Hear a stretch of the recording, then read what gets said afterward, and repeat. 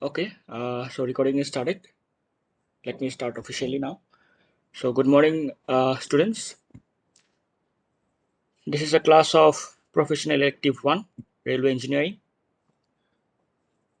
Okay, so in today's class, we are going to complete the module 3, then simultaneously, we're going to start the module 4 also. Okay, and we don't have much left for railway engineering. Okay, so we'll finish very soon the whole subject. Anyway, so in the last class, what we have discussed? In the last class, we have discussed about maximum permissible speed, right? So up to last class, we are discussing about gradient, okay, then super elevation, okay, can deficiency, can excess, fine, safe speed of train, maximum permissible speed of the train, and transition curve or non-transition curve, about circular curve, transition curve, all these things we have already discussed in previous classes, right? Even in the last class, we have also um, discussed about one new numerical, correct? I hope you have gone through the particular numerical. It's very simple to understand, but little bit some steps will be included there. Numbers of steps will be more, but it's very simple to understand.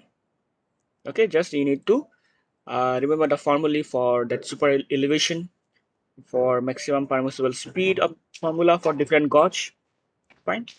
And also I mentioned you that the particular safe speed or maximum permissible speed of a particular train over a track depends on mainly three parameters. First is your capital G, that is your track gauge. That means whether the particular track is your broad gauge or meter gauge or narrow gauge. So depending on the track also we can the per maximum permissible speed of the train may vary. Second one, the radius of the circle. Okay, when it comes to a transition curve, when it comes to circular curve, okay, when in that particular section, the radius of the curve is also radius of the curve also play a very important role in deciding the maximum permissible speed of the train. And moreover, super elevation or cant is also very important parameter in deciding maximum permissible speed of a train over a curve. Okay, regarding super elevation, I think it is already clear to you. If you have any doubt, you can also ask me via phone, over phone or WhatsApp. Okay, we have also discussed about can deficiency, what is can access. Okay, all these very important parameter in solving some numeric. Today we also will go through some a small numerical related to this super elevation and maximum permissible speed and length of transition curve. After that, we'll jump to the fourth module directly. Okay. So let's share my screen first. My screen is visible.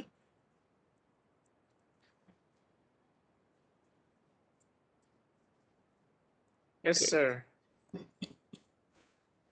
Okay. So just like the previous numerical or problem, so same kind of problem is you can see here. So we'll just discuss for some time about this numerical, then we'll jump to the fourth module. Fine. So here you are asked to find out the super elevation, maximum permissible speed. Along with that, you are also asked to find out length of transition curve. Okay. And transition length. That means for a 3-degree curve, that means the degree of the curve is given as 3 degree. The capital D is given as 3 degree. On a high speed broad gauge section with a maximum sanctioned speed of 110 km per hour is given as. Okay. So assuming the equilibrium speed to be 80 km per hour and the booked speed of the good train to be 50 km per hour. This is the goods train is having a smaller speed 50 km per hour and the maximum permissible speed will be, of course, it will be the maximum, that is 110 km per hour. That means over that particular track the train should not cross this limit 110 km per hour.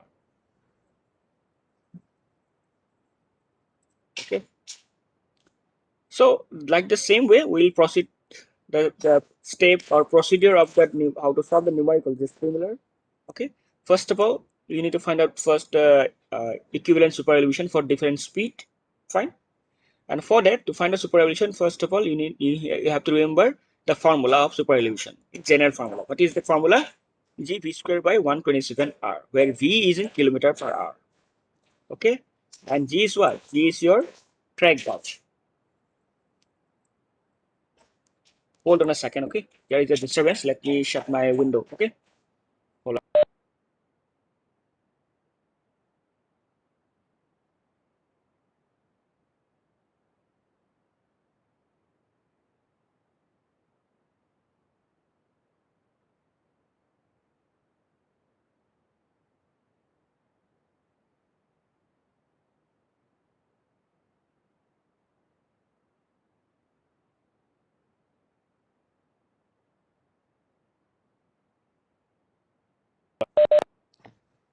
Okay. So let's follow the same procedure that we discussed in previous class. So radius of the curve, let's find out first radius of the curve. How can we relate with radius of the curve with degree of the curve? By this formula, 1750 by d. Okay. Now, in this case, what is the d? Value of the d? Degree of the curve is 3 degrees. So let's find out this radius then. Okay. After finding radius, let's find out equilibrium superillusion for your equilibrium speed. So equilibrium speed is given as 80 kilometer per hour. So for this particular value, what should be the equilibrium superillusion? Put all the value here, you'll find out 151.2 millimeter. This is your equilibrium superillusion for equilibrium speed of 80 kilometer per hour. Okay. Next, let's find out equilibrium superillusion for the maximum sanction speed. Okay. So for considering maximum sanction speed of how much? 110 kilometer per hour, using the same formula for superillusion, find out the equilibrium superillusion for maximum sanction speed of 110 kilometer per hour is coming as 285.5 millimeter. Unit will be in millimeter. Okay, don't forget. Fine. So the maximum superillusion is given find out as 285.5. Equilibrium superillusion is find out for considering the equilibrium speed is 151.2. That means for maximum speed it's coming as 285.5.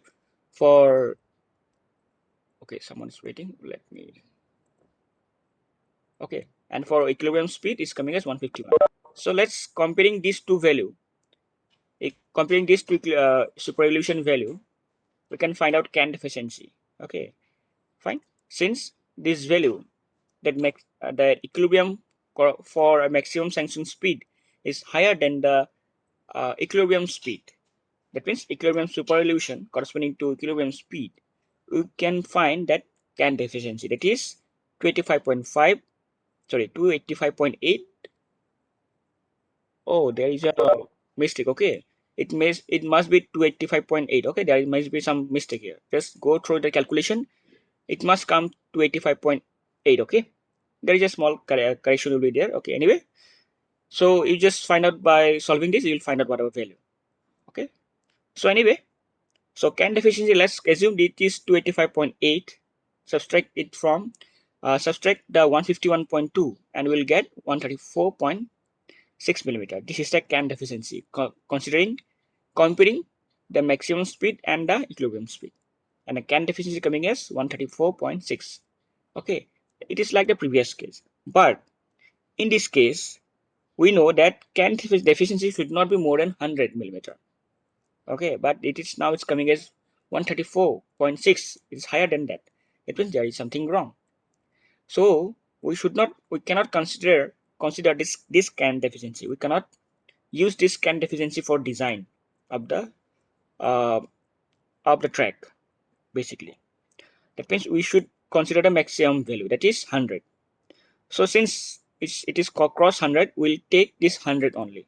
So taking this Kant efficiency, which is the maximum value of 100 millimeter. We're taking this, okay, not we 134, we're taking this. We go to again reverse direction.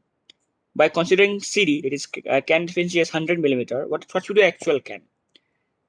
By subtracting this can deficiency from this maximum sanction speed, that means maximum super elevation, that is 285.8 minus 100, that actual can is coming as 185.8 millimeter. Okay, fine.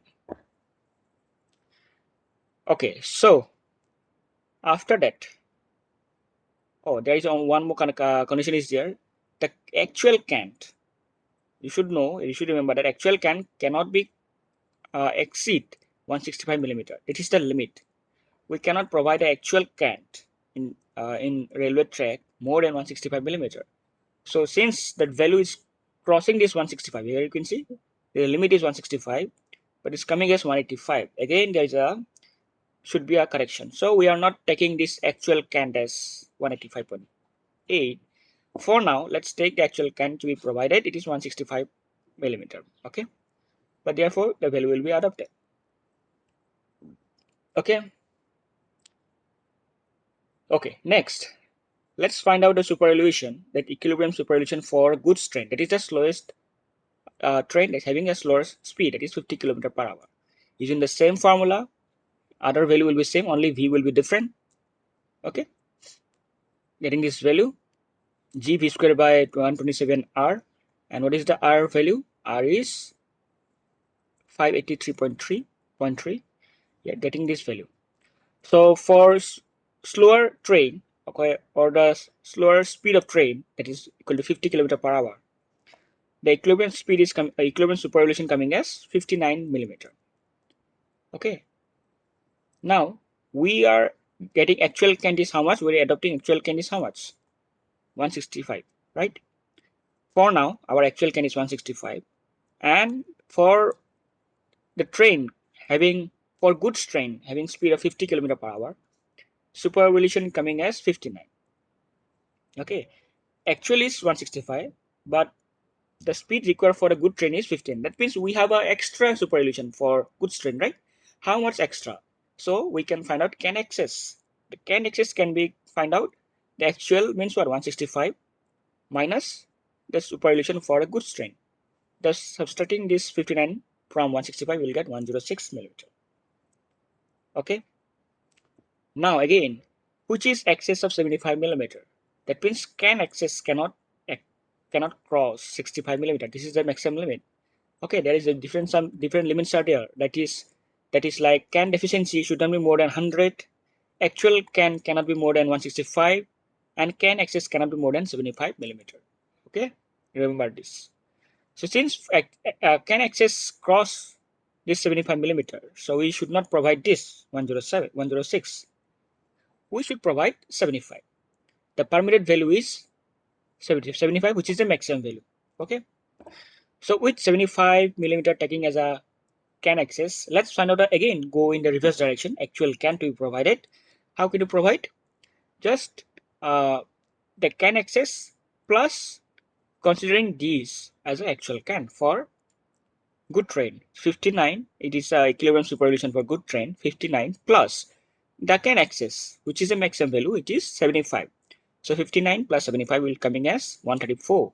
So finally we can conclude, for practically we are providing can access like in a multiplication of 5 for measurement. Okay, for make it easy in measurement.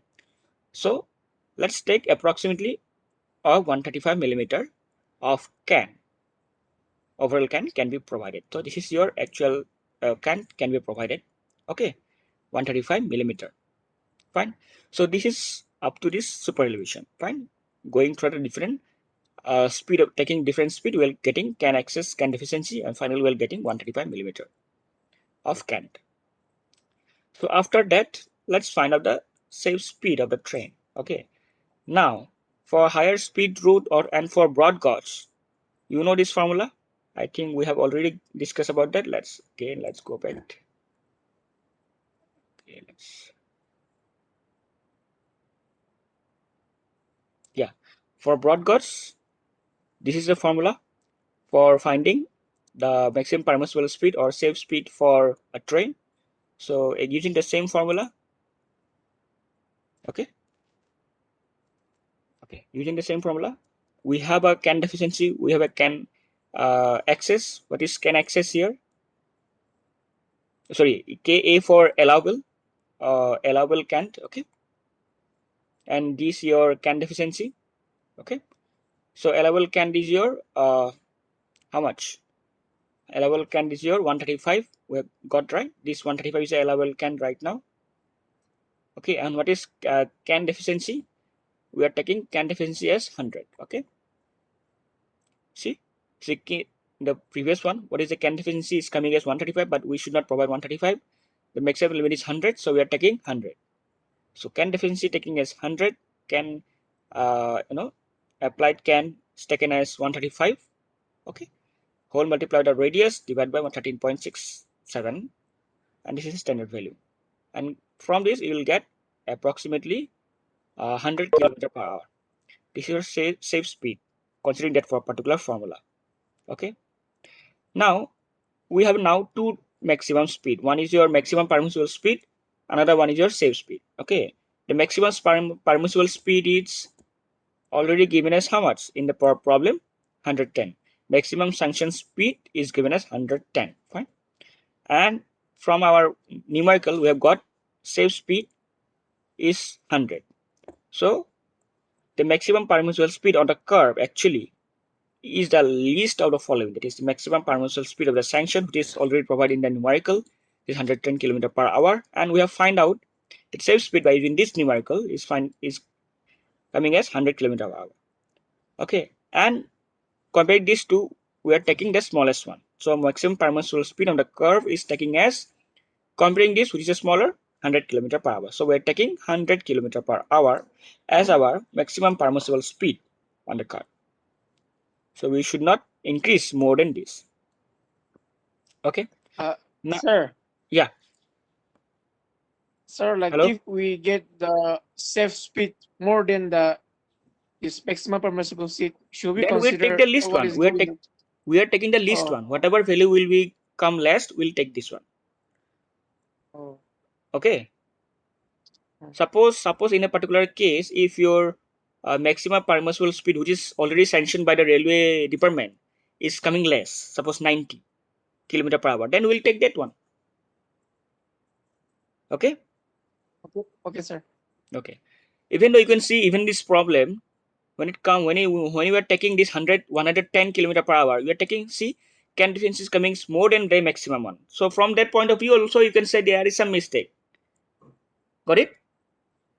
It is not safe for use, because see, can deficiency, when you are using this particular value 110, you can see whatever the can deficiency coming is more than 100, which is the permissible value.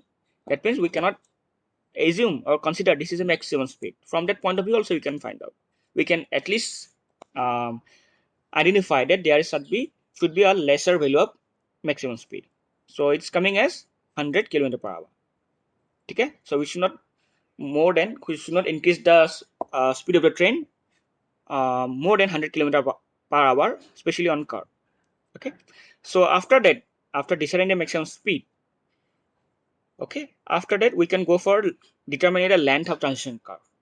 So for if somehow where length of transition curve is unknown, we can also determine if your maximum permissible speed is known to you. We already gone through the particular wait, there is a table, right? Yeah, this table. So from this table 13.6 we can find out the max length of transition curve for different cases. Fine. So since you are asked to find out length of transition curve also, so we can, since the rate of change of current is not provided, so for different condition we can first find out the length of transition curve. So length of transition curve is maximum value from the among the following. That means, first of all, since in the particular table also where we have three condition, these 1, 2 and 3, right? Based on these three condition, first find out the length of transition curve.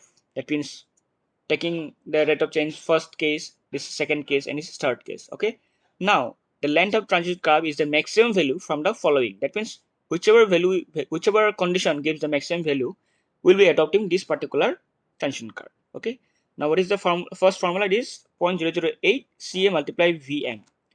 You can see Ca multiply Vm. Okay, where we are considering this your rate of change of super elevation is 35 mm per second, like that. The first case. So from first case, we are getting providing the value of allowable cant or allowable super elevation and the maximum speed as 135 millimeter and 100 meter respectively. We are getting 108 meter. Similarly, for the second case, put in the value of cant deficiency here. Okay, using the value of cant deficiency and the maximum speed, we are getting this one. Okay, so next, considering the gradient. Okay, now considering gradient 1 in 720, you can see exceed more than 1 in 720 is the gradient. Taking gradient in consideration, how can you find out length of transition curve? It is 0.72 multiply the super elevation. Okay, the actual super elevation provided, that is your 135. Fine. Now from this 3 point, you will from this three condition, you will getting one this 108 meter, 80 meter, and 97.2 meter. Okay. Now from this, which one is the maximum? 108 meter. So we are adopting length of transition curve is 108 meter. So finally, we can conclude the super elevation is provided is 135 millimeter, maximum permissible speed is 100 kilometer per hour, and the length of transition curve is 108 meter. So here the problem ends. Okay, so this particular problem have three divided in three part. One, determination of your super elevation, then determination of maximum speed, okay, maximum allowable speed, and then length of transition curve. Okay, I think it is clear to you. Yes, Any sir. doubt? Okay, so this is all about the third module. Fine, so let me start quickly about the fourth module so that we can save time in coming days. Okay, so we'll just quickly start the fourth module. Fourth module basically is related to your some rail joint. Okay, it is already discussed in the second module, but we are going in little bit detailing. Okay, rail joint, different fastening, the different fastening that can be used in railway. Then we'll go to that point and crossing. Okay, well, that means a particular section of a particular railway track where a rail track diverges from one point to another. When there is a very crucial point, that is where it is known as point and crossing. And the previous class we mentioned negative super elevation, right? The negative super elevation basically deal with the particular section which is known as point and crossing. Okay, when there is a two track diversion in different direction. Fine. Or you can say railway junction also, you can see. So they are the section of where it is known as point and crossing. So anyway, so we'll close this first, then we'll jump to this module, that is rail joint and high speed rail. So regarding high speed rail, this is a very introduction to high speed rail that we are going to discuss about that high speed rail, not in detail. Okay. So anyway, we don't have much time. Let's jump to this railway joint. This thing already we have discussed, but little bit in detail. Fine. So although a rail joint has always been an integrate part of a railway track, it is looked upon as a necessary evil because of the various problem that is present. Okay, that means you already know that the rail joint is a weaker section in a railway profile. Okay, a railway track, a railway joint, and two rail joined together with a fish plate. So it's very weak. It's the weakest link in a track. And some of the problems associated with the rail joint are as follows, like maintenance effort, then lifespan, noise effect. Okay, setup is damages. Okay, that is the damage, mainly the damages created by this weak joint, then impact on quality. Okay, then fuel consumption. So all these things will are under the effect of weaker link in a track, especially of railway joint. So maintenance effect, due to the impact of the moving loads on the joint, The packing under the sleeper, packing under the sleeper means the packing of the ballast basically loosen, and the geometry of the track, which is basically a trapezoidal trap of embankment, get distorted very quickly, because of which the joint requires frequent attention. That means a frequent maintenance should be carried out in especially for taking care of the joint of railway. Okay, so maintenance effort will be high to maintain the railway joint. So lifespan next, the lives of the rail, sleeper, and fastening get adversely affected due to the extra stresses created by the impact of moving loads on the rail joint. The rail ends particularly get battered and hugged, and changes of rail fracture at joints are considerably high due to fatigue stresses in the rail end. So regarding this battered and hugged, they are the kind of a fracture or creep we already discussed in the second module. So because of the wear and tear of that rail and even the sleeper part, especially near the joint portion, is very high. So you can say it's directly related to the durability of the rail components. Okay, and it is because of the fatigue stress. Fatigue stress matlab the cyclic loading. That is, you also know the moving load of the wheel coming on a particular rail joint is behave like a dynamic loading.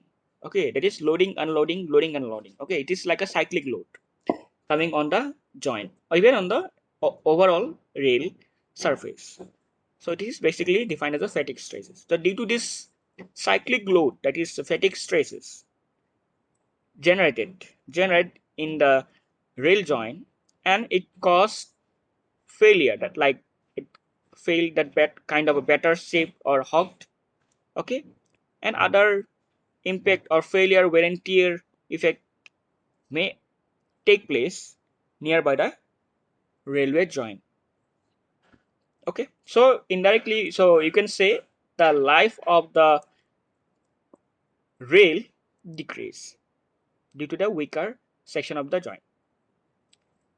The third one is noise effect. I think you experience this noise effect because of the expansion gap. Okay, so you will get so much noise about that.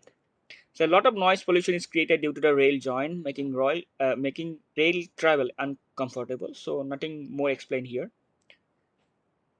Okay, next sabotage changes means basically it is related to damages. Okay, whenever there is a rail joint, there is a potential danger of the removal of the fish plate and rail by miscreant and greater susceptibility to sabotage. Okay, that means there is a chance of derailment, or you can say buckling of the rail. It means the divergence of the rail from the alignment, or failure of the fish plate.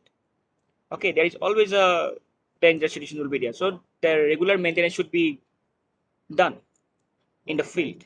Okay, impact on quality. The quality of the track suffer because of excessive wear and tear of track component and rolling stock caused by rail joint. So because of the rail joint, so due to the friction of the wheel and the rail surface, especially in the case of in the section of the rail joint, the quality of the track suffer. Also, the wheel of the train, or you consider rolling stock, may also be um, damaged due to that rail joint. Okay, that means you can say overall the quality of the rolling stock or the component of the railway track may destroy. Fuel consumption. So the presence of rail joint results in increasing fuel consumption because of the extra effort required by the locomotive to hold the train over this joint. So there is a, if you consider the more joint in a particular railway track, the more discomfort will be faced by the passenger. Overall, also the locomotive needs more extra um, effort to carry the load or hold the load over the joint. So basically, it directly related to the fuel consumption also. So these are some effect of weaker rail joint. Okay, overall, it is not good for railway track. So we consider minimum rail joint in a particular rail track. Fine. Then requirement of an ideal rail joint. An ideal rail joint provides the same strength and stiffness as a parent rail. So a particular rail joint for an ideal rail joint should not behave like a joint. It should behave like a uniform surface, like a normal rail surface. Okay. The characteristics of the ideal rail joints are holding the rail ends. That means it should hold the rail so tightly. The ideal rail joint should hold both the rail ends in their precise location in the horizontal as well as in the vertical plane to provide as much continuity in the track as possible. This helps in avoiding wheel jumping or the deviation of the wheel from the normal path of the movement. So these things are basic things. Next, it should provide strength. An ideal rail joint should have the same strength and stiffness as the parent rails at joints. Okay, at the parent rails it joins. Next, expansion gap. The joint should provide an adequate expansion gap for a free expansion and contraction of the rail caused by change in temperature. It means the particular rail joint should provide the appropriate amount of expansion gap and appropriate amount of contraction of the rail, which may be caused due to the temperature. Now, it should be flexible. That means it should provide a flexibility for the easy replacement of the rails whenever required. Next, elasticity. It should provide adequate elasticity as well as resistance to the longitudinal force as long as to ensure a trouble-free track. And finally, of course, the cost is also the important factor. The initial as well as the maintenance cost of the ideal rail joint should be minimum. Okay, so this is all about the rail joint and the affecting the or effect of rail joint weaker as a weaker link of a track. Okay, and what are the ideal characteristics of a rail joint? So these things we have started with the fourth module, and in coming classes we are discussing a little bit about the high speed rail. Then we'll discuss a little bit about some fastener. I'll show you some fastener like fish plate, okay, and other fastener to that slipper and rail joint. Okay, we'll go through the overview. Then we'll go to that crossing, point and crossing. Fine. So this is all about today class. So with this, I just want to close my sharing here. Okay.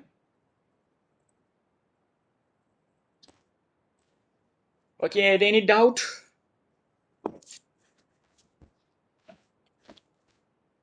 Doubt नहीं है तो I'll take attendance then.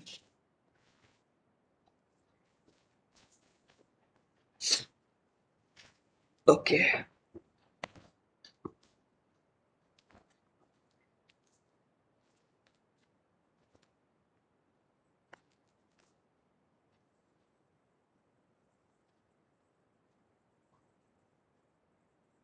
Wait a second. Today's 10, right? Okay. Okay, first of all, let me close my recording here, then we'll take your attendance. Okay, I'm closing my recording.